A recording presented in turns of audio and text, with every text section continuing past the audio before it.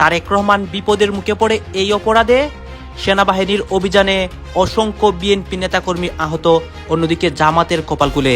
Vote কেন্দ্রে ঢোকার পরে আপনার এই ব্লাড টেবিলে গেছে, টেবিলে যাওয়ার পরে স্লিপ মিলানোর পরে আপনার ভোট হয়ে গেছে। কি বলছেন?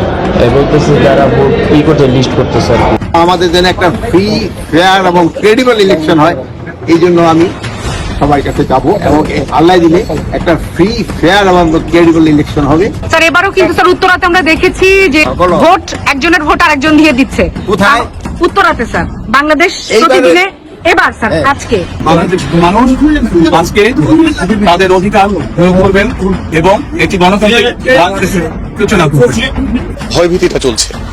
অনেক বছর পরে বাংলাদেশে নির্বাচন হচ্ছে। 2001-এর পরে কোনো ভালো নির্বাচন হয় নাই, যেটা অংশগ্রহণমূলক ছিল।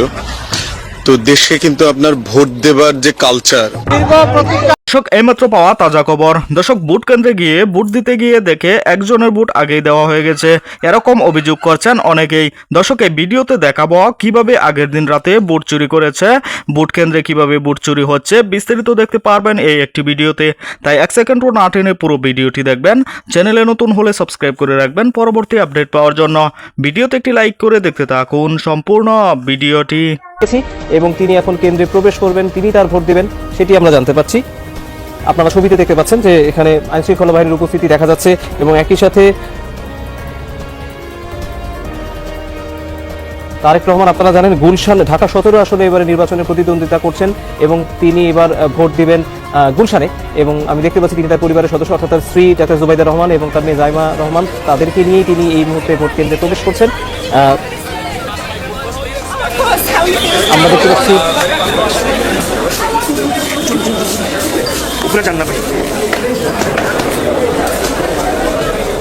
তারেক রহমান ভোট কেন্দ্রে প্রবেশ করছেন। তিনি গুলশানে ঢাকা 17 আসনে শুরু থেকে প্রতিদ্বন্দ্বিতা করবেন এমন আভাস তিনি এসেই দিয়েছিলেন, যে কারণে তিনি যখন বাংলাদেশে 17 বছর পরে ফেরার পর তিনি যখন নিজের জাতীয় পরিচয়পত্র তৈরি করেছিলেন, তখনও কিন্তু তিনি নিজের যে এলাকা সেটি গুলশানে তার বর্তমান ঠিকানা দিয়েছিলেন এবং যে কারণে কিন্তু তিনি গুলশানেই ভোটাধিকার প্রয়োগ করছেন। একই সাথে আপনারা দেখতে পাচ্ছেন যে প্রধান নির্বাচন কমিশনার তিনিও কিন্তু ভোট দিচ্ছেন আরেকটি কেন্দ্রে। আমরা সেই ছবিও কিন্তু এই মুহূর্তে আপনাদেরকে দেখাচ্ছি। তারেক রহমানকে ঘিরে এক ধরনের মানুষের ভিতরে এক ধরনের, আমি দেখতে পাচ্ছি যে গণমাধ্যম কর্মীদের এক ধরনের ভিড় হয়েছে। দেশি বিদেশি গণমাধ্যমের যারা কর্মী তারাও কিন্তু এখানে উপস্থিত হয়েছে এবং তারা কথা বলার চেষ্টা করছেন। Gulshan model high school and কলেজে তিনি ভোট দিচ্ছেন এবং সেই কেন্দ্রে প্রবেশের পর থেকেই কিন্তু সেখানে দেখা যাচ্ছে যে কিছুটা ভিড়, গণমাধ্যম কর্মীদের আগ্রহ রয়েছে। তারেক রহমান বিএনপি চেয়ারম্যান হিসেবে গুলশান 2 নম্বরের 86 নম্বর অবস্থিত, যেটি Gulshan model high school and college, সেখানে ভোট দেবেন। এটি ঢাকা 17 আসনের অন্তর্ভুক্ত এবং এটিকে এক ধরনের, এই আসনটি নিয়ে অনেক ধরনের আলোচনাও হয়েছে। আমরা দেখতে পেয়েছি এই আসনের প্রতিদ্বন্দ্বিতাকে কেন্দ্র করে বেশ কিছু ছোট ছোট ঘটনাও ঘটেছে, যেগুলো আমরা বিভিন্ন সময় গণমাধ্যমে দেখেছি।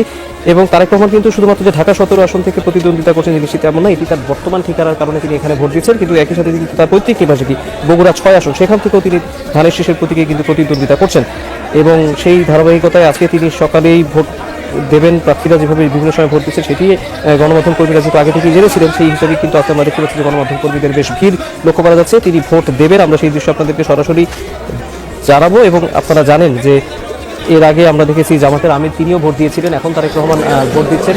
বড় দুই দলের নেতারাই আসলে যারা প্রতিদ্বন্দ্বিতা করছে রাজনৈতিক দল, তাদের যারা প্রতিনিধি, তারা কিন্তু ভোট দিয়েছেন। প্রতিজ্ঞার পর 1.5 যুগ দেশবাসী কোনো ভোট দিতে পারে নাই, আমিও পারি নাই। 2014 সাল, 18 সাল, 24 সাল জেলেই ছিলাম, ভোট দেওয়ার সুযোগ হয় নাই।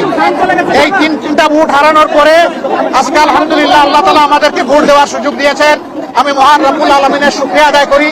আল্লাহ তাআলা এই ভোটের মাধ্যমে বাংলাদেশে একটা নতুন অধ্যায়ের সূচনা করে দিন, সেটা দোয়া করি। আমি বিশ্বাস করি শুধু আমি না, বিশেষ করে যুব সমাজ যারা জীবনে একটা ভোটও দিতে পারে নাই, আজকের এই ভোটটার জন্য তারা বড় অপেক্ষায় ছিল।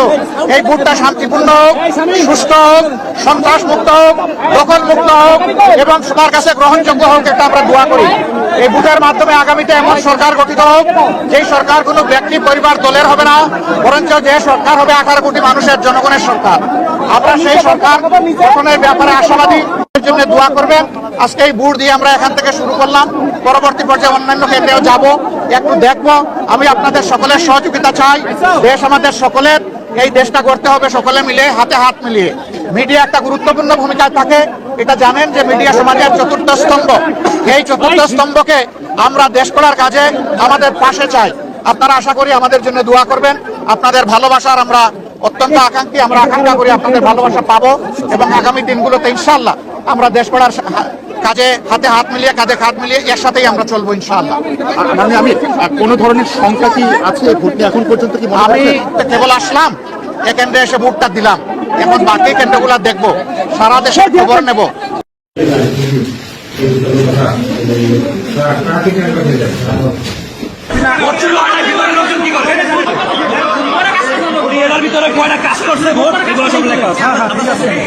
মানে আমার কথা হচ্ছে আপনি লিখে রাখতে পারেন, স্বাক্ষরটা নিজে ওখানে করতে বলছেন, স্বাক্ষর করেন। কারণ ভোট গণনা, ভোট আপনি তাকে ভুল তো সে করেনি, ভুল তো আপনি করেছেন, আপনি বলেছেন সই করতে, তাই সে করেছে। আমাদের সাইন করে ছেড়ে তো আপনি আমি বুঝতে পারিনি, আমি শুধু বলেছি ঝিনাইদহে দাঁড়িপাল্লার এজেন্ট স্বাক্ষরিত 23টি ফলাফল শীট উদ্ধার করা হয়েছে। ঝিনাইদহ 4 আসনের সলিমুন্নেসা বালিকা বিদ্যালয় কেন্দ্র থেকে ভোটের আগের রাতে এসব ফলাফল শীট উদ্ধার করা হয়। এই যে যা যা দেখা যাচ্ছে বা দেখলেন তা গত রাতে হয়ে গেছে। আপনারা কি এখন ভোট দিতে যাচ্ছেন কিংবা যাওয়ার ইচ্ছে আছে? লাভ নেই, হয়তো গিয়ে দেখবেন যে ভোটটি আপনার রাতেই দেওয়া হয়ে গেছে। শুধু শুধু কেন ভোট কেন্দ্রে গিয়ে মারধর খাবেন কিংবা বেঘরে প্রাণটা দেবেন বলুন? রাতে কিন্তু টাকার খেলাও হয়েছে, ভাগ পেয়েছেন আপনি। আর আজকে দিনভর চলবে অস্ত্রের খেলা।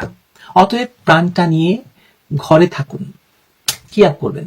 2018 সালে সর্বশেষ যখন সকল দলের অংশগ্রহণে নির্বাচন হলো, তখন নির্বাচনে পরাজিত পক্ষটি ভোটের দিন সন্ধ্যা পর্যন্ত বলে গিয়েছে যে সুষ্ঠুভাবে ভোট গ্রহণ হচ্ছে। আপনি মনে করুন ব্যারিস্টার কামাল হোসেন, মির্জা ফখরুল ইসলাম আলমগীরের মতো নেতারা সেদিন ভোট নিয়ে সন্ধে পর্যন্ত কিছু না বললেও রাত গভীরে তারা ভোট কারচুপির অভিযোগ আনেন। কিন্তু দিনের ভোট রাতে হয়ে গেছে এই কথা চাউর হয় সরকার গঠনের বেশ অনেক দিন পর, যদিও কোনো পক্ষই কোনো প্রকার প্রমাণ হাজির করতে পারে না। অথচ ডক্টর মোহাম্মদ ইউনূস এখন এমন এক নির্বাচন করছেন, 11 তারিখ সন্ধে রাত থেকেই আসলে সামাজিক যোগাযোগ মাধ্যমে ভোট কেন্দ্র দখল করে সিল মারার শয়ে শয়ে ভিডিও ছড়িয়ে পড়ে। এভাবে মেটিকুলাসলি নির্বাচনের আয়োজনটি উনি সম্পূর্ণ করে ফেলছেন ওয়াকার ইউনূস মিলিত শট। 2018 সালের নির্বাচনকে দেশের রাজনৈতিক অভিধানে রাতের ভোট হিসেবে চিহ্নিত করা হয়েছিল। অভিযোগ ছিল দিনের আলো ফোটার আগেই ব্যালট বাক্স ভরে ফেলার। সেবার অভিযোগগুলো কানে এসেছিল, শুধু কেউ তার প্রমাণ দিতে পারেনি, কেবল বিবিসি বাংলার এক সাংবাদিক। প্রিয় দর্শক, সম্পূর্ণ ভিডিওটি দেখলেন, অবশ্যই বুঝতে পেরেছেন ভিডিওটি গুরুত্বপূর্ণ ছিল। দর্শক, এই ভিডিওতে যে তথ্যগুলো আপনারা পেয়েছেন এ বিষয়ে আপনাদের কি মতামত তা অবশ্যই কমেন্টে জানাবেন এবং পরবর্তী আপডেট ভিডিওগুলো সবার আগে পেতে চ্যানেলটিকে এখনই সাবস্ক্রাইব করে রাখুন। এই মুহূর্তে বিদায় নিচ্ছি, দেখা হবে পরবর্তী কোনো ভিডিওতে। সে পর্যন্ত ভালো থাকুন, সুস্থ থাকুন। আসসালামু আলাইকুম।